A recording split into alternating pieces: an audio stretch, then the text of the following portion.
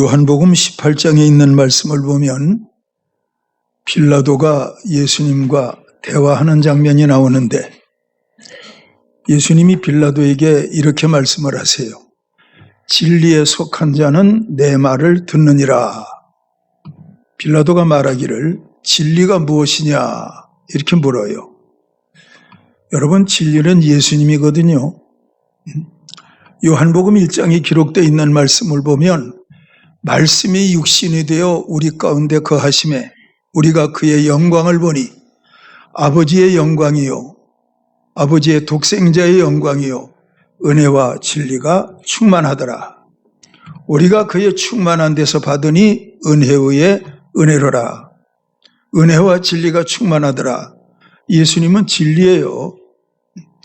요한복음 14장 6절에서 나는 길이요 진리요 생명이니 나로 말미암지 않고는 아버지께로 올 자가 없느니라. 예수님이 진리거든요. 예수님이 하신 말씀, 모든 말씀이 진리예요. 왜냐하면 그 말씀은 변함이 없어요.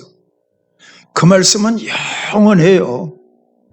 누가 그 말씀의 방향을 바꿀 사람이 없어요.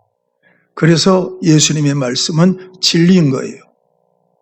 요한복음 8장은 여러분과 저에게 이르시기를 진리를 알지니 진리가 너희를 자유케 하리라 말씀하셨는데 거기서 진리를 안다고 하는 알은 이성 수준에서 아는 알이 아니에요. 마음으로 믿는 알을 말하는 거예요. 그래서 진리의 복음, 예수님의 이름, 자기 백성을 죄에서 구원할 자, 그 귀한 진리의 이름 예수 그리스도가 여러분들에게 믿어지게 되면 그때부터 여러분들은 자유함을 얻게 되는 거예요. 자유함을 얻는다. 이것에 대해서 여러분들은 각자의 생각이 다르겠지만 자유는 일단 죄에서의 자유예요. 죄에서의 자유. 죄에서의 자유는 염려와 근심에서의 자유예요. 염려와 근심에서의 자유는 사망에서의 자유예요. 사망에서의 자유는 결국 늘 살아가면서 천국 바라보고 살아가는 거예요. 여러분, 천국 바라보고 살아가는 여러분들 되시기를 축원해요. 모세는 가나안 땅 바라보잖아요. 이스라엘 백성들은 환경 바라보잖아요. 그들의 차이는 엄청난 차이예요. 가나안 땅을 바라보는 모세는 어려운 일 당할 때마다 부르짖어 기도하고요. 늘 광야 현실만 바라보는 이스라엘 백성들은 어려운 일 당할 때마다 원망하고 불평하고 염려하고 근심하고 그렇게 살지 않습니까? 여러분들은 하나님의 말씀을 들으면서 여러분들 자신을 진단해 볼 수 있는 여러분들이 되셨으면 좋겠어요. 나는 어려운 일 당하면 가나안 땅을 바라봤던 모세처럼 기도하는 사람인가? 아니면 어려운 일 당하면 당장 원망이 나오고 근심이 마음에 쌓이고 염려가 쌓이는 이스라엘 백성 같은 사람은 아닌가? 하나님의 말씀으로 진단받을 수 있는 여러분들이 되어야 돼요. 우리 하나님은요, 여러분들의 환경을 바꿔주시기 전에 여러분들의 마음을 바꾸시는 거예요. 생각을 바꾸시는 거예요. 그래서 성경에 말하고 있는 자유가 여러분들 마음 가운데 온전히 이루어지면 그 자유는 가정으로 넘쳐나고 그 자유는 환경으로 넘쳐나고 그 자유는 여러분 직장과 사업에 임할 수 있고 그 자유는 여러분들의 미래에도 하나님의 축복으로 계속 이어져 갈 수 있는 거예요. 자유가 있기를 축원합니다. 여러분 잘 아는 요한복음 8장에 나오는 간음하다 붙들려서 잡혀왔던 여인, 그 여인은 예수님 앞에서 숨쉬고 있거든요. 그 눈은 보고 있거든요. 그의 심장은 뛰고 있거든요. 그렇지만 그 여인의 마음은 죽었어요. 왜? 모세는 말하기를 간음한 여자는 돌로 쳐 죽이라 말씀하고 있는데 그 여인은 현장에서 간음하다 붙들렸는데 그 여인이 거기에서 살아나갈 가망은 없잖아요. 서슬이 시퍼런 바리새인들이 손에 돌을 들고 그 여인을 치려고 준비하고 있고, 또 그들은 예수님에게 시비를 걸어서 묻고 있잖아요. 모세는 이런 여자를 돌로 치라 명하였거늘 선생이여 당신은 어떻게 하시겠습니까? 그 여인은 이미 죽어 있어요. 눈은 보고 있고 가슴은 뛰고 있고 코는 숨쉬고 있지만 그 여인의 마음은 죽었어요. 나는 곧 죽을 거야. 나는 돌에 맞아 죽을 거야. 그 예수님께서 돌을 들고 있는 판단하는 그 무리들을 향해서 뭐라고 하세요? 너희 중에 죄 없는 자가 먼저 돌로 치라. 죄 없는 자가 돌로 치라. 죄 없는 자가 누가 있어요? 그 여인의 죄는 발견되고 드러났지만 돌을 들고 있는 그 사람들의 죄는 숨겨졌을 뿐이지 죄 없는 자가 누가 있습니까?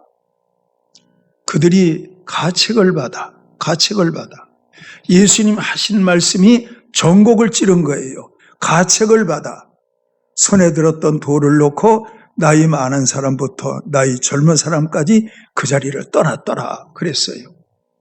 예수님 말씀하시기를 너를 정죄하던 자들이 어디 있느냐? 없나이다. 예수님 말씀하시는데 나도 너를 정죄치 아니하노니 다시는 죄를 짓지 말라. 그 여인을 돌려보내셨어요. 예수님의 말씀이 그 여인을 자유케 한 거예요. 조금 전에는 돌에 맞아 죽을 상황이었다니까요. 죄 없는 자가 돌로 치라 이 말씀 한마디에 얼마나 권세가 있었는지 그들의 양심을 찔렀고 그들은 돌을 놓고 자기 곳으로 갔고 그 여인은 예수님 진리의 한 말씀에 죽지 않고 살아났다니까. 바로 그것이 진리가 너희를 자유케 하리라 그거예요. 자, 오늘도 제가 강단에서 여러분들에게 하나님의 말씀을 전하는데 주일마다 다른 말씀 전하는 거 없잖아요. 늘 예수님이 이야기하잖아요. 자기 백성을 죄에서 구원할 자 예수님에 관한 말씀 전하잖아요. 십자가 전하고 부활 전하거든요. 가만히 들어보면 지금까지 들어왔던 많은 말씀의 내용들이 반복되고 있어요. 그럼에도 불구하고 여러분들은 그 말씀 듣기 위해서 이 자리에 앉아 있는 거예요. 하나님의 말씀을 듣는데 이 말씀을 영으로 생명으로 받으면 듣고 또 들어도 여러분들에게 은혜가 될 거죠. 그러나 이 말씀을 영으로 받지 않고 여러분들의 이성으로 받아들이게 되면 이 말씀은 여러분들에 대해서 은혜가 되질 못해요. 여러분, 다윗이 그 율법을 주야로 묵상하는 자로다 말씀하고 있는데 다윗은 그 율법의 말씀 몰라서 묵상합니까? 그 율법을 주야로 묵상한다 했을 때는 묵상이라는 건 보지 않고 작은 목소리로 읊조리는 거예요. 묵상이. 근데 그 엄청난 양의 율법을 다 암송하고 있는 거예요. 암송하니까 묵상이 되지요. 얼마나 사랑했으면 그 율법이 암송되었을까요? 그 율법이 묵상되었을까요? 그래서 그 율법 묵상하였더니 그에게 어떤 일이 생겨요? 여호와는 나의 목자시니 내게 부족함이 없으리로다. 그가 나를 푸른 초장 쉴만한 물가로 인도하시는도다. 자유함을 얻으니까 인도하시는 거예요. 내가 사망의 음침한 골짜기를 다닐지라도 해받음을 두려워하지 아니하면 주의 막대기와 주의 지팡이가 나를 안위하시나이다. 그게 자유함을 얻은 자의 진정한 고백이라니까요. 여러분, 자유함 얻기를 주님의 이름으로 축원합니다. 자유함 얻기를 주님의 이름으로 축원합니다. 벨사살 왕은 귀인 1,000명을 청하여 큰 잔치를 베풀었는데 그 밤에 잔치는 벨사살 왕이 바사군에게 쫓겨 궁으로 들어간 후 베풀어졌다고 합니다. 이 잔치하기 전에 이 왕이 궁궐 밖에서 싸웠다니까요. 바사군과 싸웠어요. 근데 그들에게 밀렸어요. 그리고 왕궁으로 쫓겨 들어왔어요. 그리고 거기서 잔치를 베푼 거예요. 그러니까 그 왕의 마음 가운데 평안함이 있어요, 없어요? 평안함이 없지. 적군들에게 밀려서 쫓겨 들어와서 궁 안에 있는 사람이 마음 가운데 평안함이 있겠어요? 그럼에도 불구하고 기고만장하여 귀인 1,000명을 청해서 잔치를 베풀었다는 거예요. 참고로 이 왕이 잔치를 베푼 바벨론 성에 대해서 고증을 통해서 여러분들에게 말씀드리는데요. 잘 한번 들어봐요. 바벨론 성은 성벽이 4겹이었고 성벽 사이에는 강이 흘렀고 또 성 안에는 성 사람들이 생활용품이 20년 동안 쓸 수 있는 그런 생활용품이 있었다고 해요. 이런 형편에 있는 왕이었어요. 바벨론 성이 얼마나 강하면 성벽이 4겹이나 되었어요. 그리고 맨 안에 있는 성벽과 성벽 사이에 강이 흘렀어요. 바사국 군대가 온다 할지라도 어떻게 그 성을 정복할 수가 있겠어요? 그리고 성 안에는 20년 동안이나 먹을 수 있는 모든 것들이 쌓여 있었는데요. 그러니 이 왕은 두렵긴 했지만은 바벨론 성은 아무도 정복할 수 없어. 바벨론 성은 아무도 정복할 수 없어. 바벨론 성은 견고한 성이라고. 그리고 염려 근심하면서 자위하면서 잔치를 베풀었던 거예요. 여러분, 이 잔치를 베풀 때 왕이 기고만장해서 신하들에게 명령하기를 하나님의 성전 예루살렘에서 탈취하여 온 성전 거룩한 그릇 기명들을 가지고 오라고 해서 그 기명들에 술을 부어 마시면서 그들의 신을 찬양했다 그랬어요. 거룩한 그릇들, 예루살렘 성전 회파시키고 거기에서 탈취해온 성전에서 하나님 제사 드릴 때 쓰는 거룩한 그릇들을 가져다가 술을 부어 마시면서 그들의 신을 찬양했단 말이에요. 하나님이 그 모습을 다 보고 계시지 않았겠어요? 너 상당히 꼴값 하는구나. 너 교만이 머리끝까지 뻗쳤구나. 하나님이 보시지 않았겠어요? 여러분들이 아실 게 있어요. 아무리 바벨론 성이 견고해도 하나님이 무너지게 하시면 다 무너지는 거예요. 아시겠습니까? 내가 세상적으로 아무리 가진 건 많다 할지라도 하나님이 작정하시고 입김만 불어도 그것은 다 날아가 버릴 수밖에 없는 거예요. 우리 하나님 전능하시거든요. 하나님 눈에 보이지 않는다고 내가 함부로 하나님에 대해서 생각해서는 안 돼요. 옛날이나 지금이나 하나님은 전능하시거든요. 근데 어떤 분들은 보면 신앙생활하는데 자기 곁에 하나님이 없는 것처럼 살아간다니. 하나님이 안 계신 것처럼 생각해요. 하나님이 안 계신 것처럼 말해요. 하나님이 안 계신 것처럼 생활해요. 하나님은 시퍼렇게 살아계시는데 에덴 동산에 계시던 하나님이, 왕들의 시대에 계시던 하나님이, 사도시대에 계시던 하나님이, 그 하나님이 지금 이 시간 우리 곁에 계셔서 예배하고 있는 우리들을 불꽃 같은 눈으로 살펴보시고 있다니까요. 그래서 신앙은요, 하나님을 의식하는 게 신앙이에요. 신앙은 하나님을 의식하는 거예요. 하나님께 나가는 자는 반드시 그가 계신 것과 그가 자기를 찾는 자들에게 상 주시는 이심을 믿어야 할지니라. 하나님께 나가는 자는 반드시 계신 것과, 그게 중요하지요. 반드시 계신 건 믿으시기를 바랍니다. 여러분 안에 계시거든요. 여러분 위에 계시거든요. 여러분 좌우에 계시거든요. 예레미야가 말한 대로 여호와 하나님의 신은 천지에 충만하지 아니하냐. 하나님은 어디든지 계시거든요. 그 하나님 계시는 것 여러분들이 믿을 때 그 사람을 믿는 사람이라고 하는 거예요. 하나님께 나가는 자는 반드시 그가 계신 것과 자기를 찾는 자들에게 상 주시는 이심을 믿어야 할지니라 말씀하셨는데, 오늘도 돌아가실 때 상 받고 돌아갈 수 있는 여러분들이 되십시오. 이 상이 뭐냐면 갚으신다 그런 뜻이에요. 보상하신다 그런 뜻입니다. 여러분들이 예배드리고 돌아갈 때 하나님의 보상이 있기를 바랍니다. 그 보상이 뭘까요? 평안함이에요. 평안함. 평안하면 잘 될 거예요. 염려 근심 안고 왔는데, 수고하고 무거운 짐진 짊어지고 왔는데 돌아갈 때도 그냥 짊어지고 가는 거예요. 염려 근심 안고 가는 거예요. 그건 아니잖아요. 상 주시는 이심을 믿어야 할지니라. 그런 상 여러분들이 믿어야 될 거 아니에요?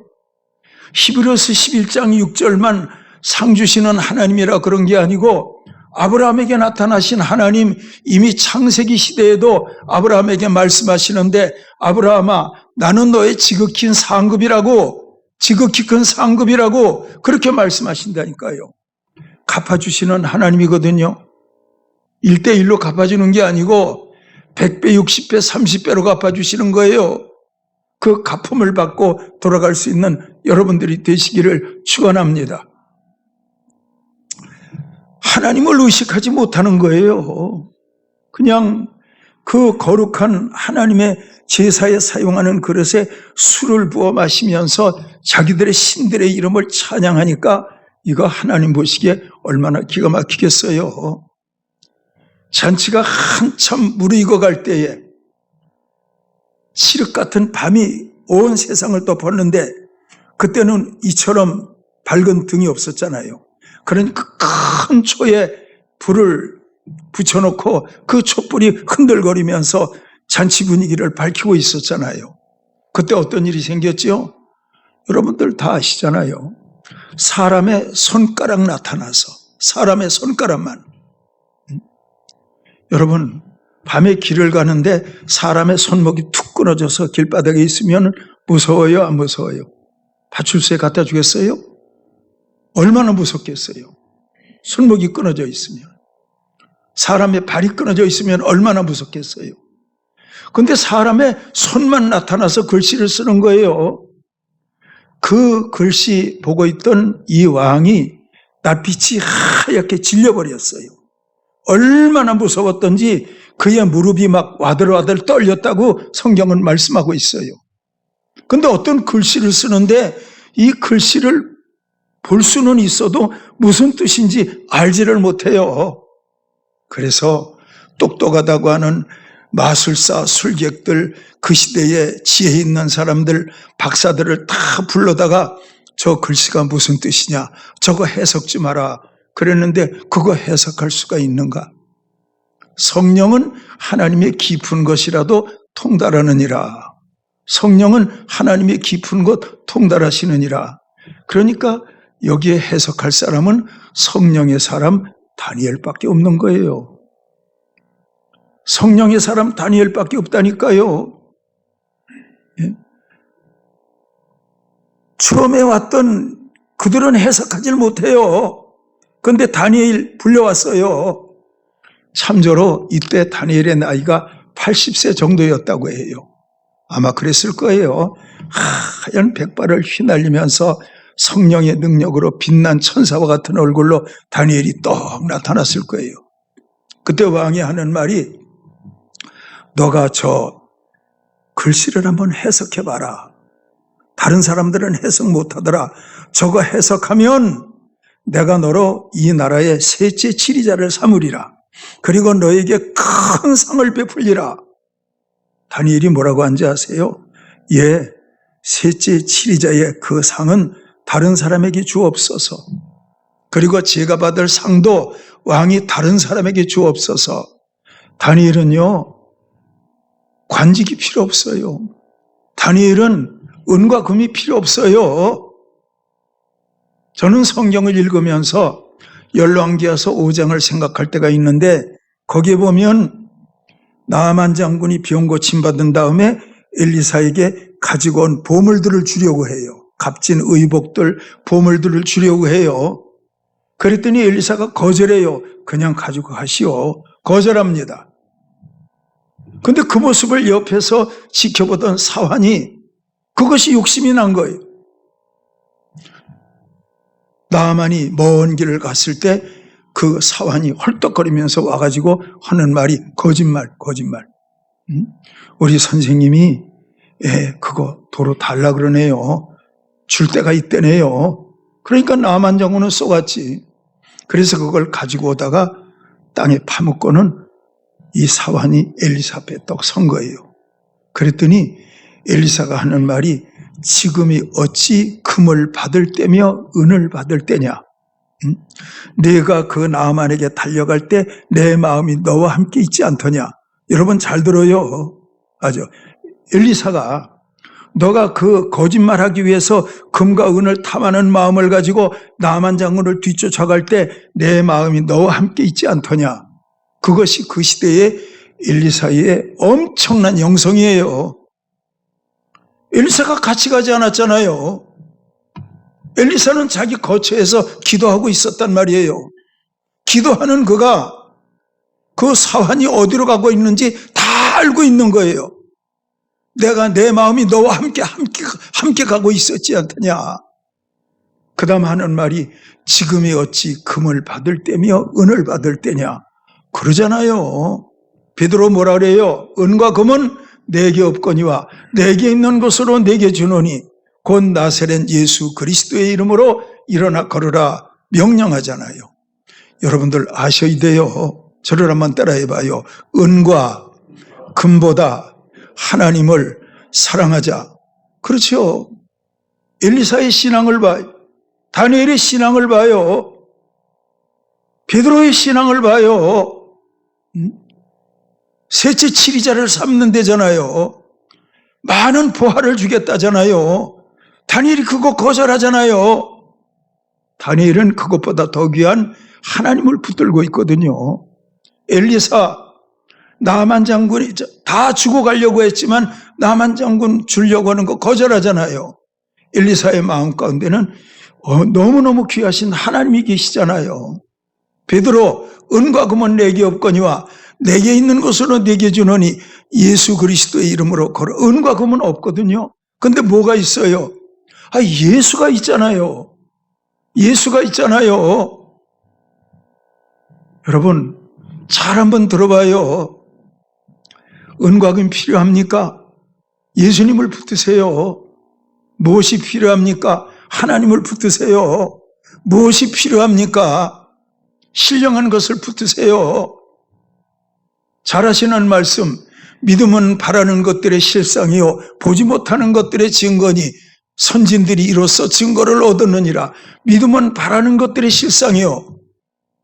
여러분 자녀들이 잘 되길 바라잖아요. 자녀들 잘 되길 바라면 자녀들에게 실상을 만들어주라니까.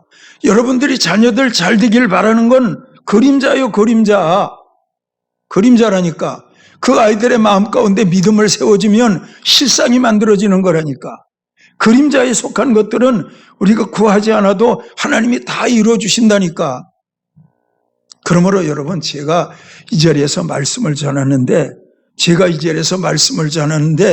믿음은 들음에서 나며 들음은 그리스도의 말씀으로 말미암았느니라. 믿음은 들음에서 나며 믿음은 실상이에요. 하나님 말씀 듣고 있잖아요. 그러니까 저는 이 예배 시간을 통해서 말씀의 시간을 통해서 여러분들 마음 가운데 실상을 만들어주고 있다니까. 실상을 만들어주고 있다. 아들 하나 없는 아브라함에게 하나님 말씀하시는데 네 자손이 별과 같을 거야. 네 자손이 바다의 모래와 같을 거야. 그 다음 말씀이 뭔지 아세요? 아브라함이 믿으니라. 아브라함이 믿으니라. 아직 자손 없어요. 근데 하나님이 별처럼 많게 한대요. 바다의 모래처럼 많게 한대요. 아브라함이 믿으니라. 하나님이 그 믿음을 의로 여기셨더라. 그렇게 나온다니까. 그러니까 여러분 지금 저를 통해서 말씀 듣고 있는 건 여러분들의 믿음을 세워주는 거예요. 믿음이 세워져야지요. 실상이 만들어져야지요. 믿으시기를 바랍니다. 엘리야가 갈멜산에서 불을 달라고 하나님께 간절히 기도하잖아요. 그런데 그 마음 가운데 이미 불은 떨어진 거예요. 눈에 보이는 하늘의 불은 아직 내리지 않았어요. 그런데 그 마음 가운데는 이미 불이 떨어졌다니까요. 그 마음 가운데는 이미 이루어졌다니까요. 뜻이 하늘에서 이루어진 것처럼 땅에서 이루어지는데 하늘의 사건이 여러분 안에 이루어져야 환경으로 이 모든 것이 이루어지는 거예요. 그게 영적 흐름이라니까요. 그리고 여러분, 아직 비는 오지 않는데 엘리야가 뭐라 그래요? 빗소리가 들린다고 하잖아요. 다른 사람은 그 소리 못 들어도요. 근데 엘리야는 지금 그 소리를 듣고 있잖아요. 빗소리를. 하나님의 말씀을 듣는 여러분들은 소리가 들려야 된다니까. 소리가 들려야 돼요. 그래야 모든 문제가 해결된다니까. 아시겠지요? 깨달아지기를 축원합니다.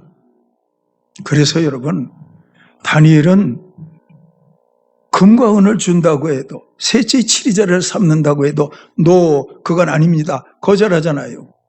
그 정도로 맑고 깨끗한 영성을 유지하니까 그 손가락으로 쓴 글씨를 해석할 수 있었던 거예요. 오늘도 그래요. 강단에서 증거되는 말씀, 이 땅의 모든 귀한 목회자들이 하나님의 말씀을 전하잖아요. 그런데 말씀 전하기는 전하는데 전하는 모든 사역자들의 말씀의 깊이는 각각 다를 거예요. 예수를 전해야지. 십자가를 전해야지. 진리가 무엇이냐? 예수님을 앞에 두고도 진리가 무엇이냐?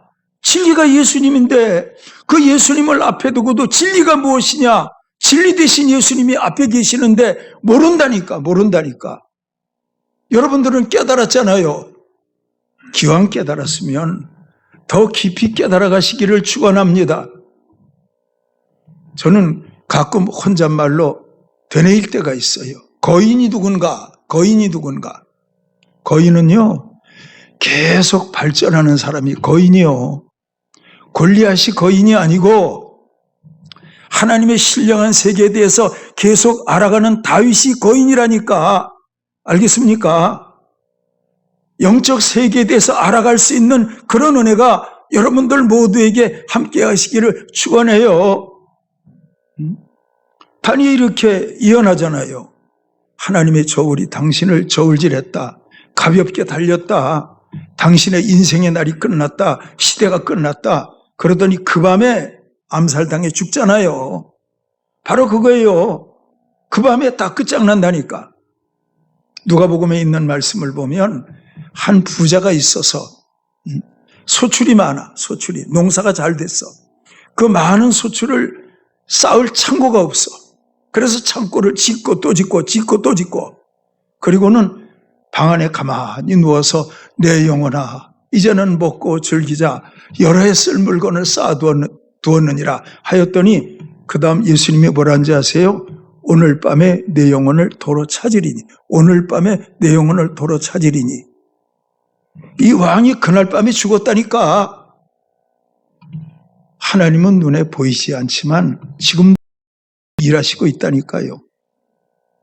여러분, 하나님은요, 여러분들이 매일 머리 감을 때 머리에 숱이 몇 개인지 여러분들은 몰라도 하나님은 그것도 다 아신다니까.